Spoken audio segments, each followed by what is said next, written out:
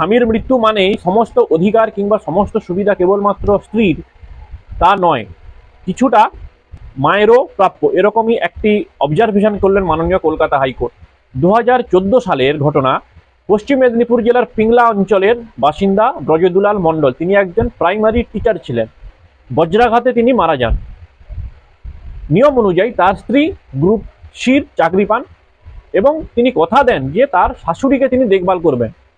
কিন্তু কিছুদিন পরে তার শাশুড়ি অর্থাৎ মৃত ব্যক্তিটির মা কোর্টে আসেন এবং অভিযোগ করেন যে তার বৌমা তাকে দেখভাল করেনি না, বরং ঘর ছেড়ে বাপের বাড়িতে পালিয়ে গেছেন এবং দ্বিতীয় একটা বিয়ে করেছেন।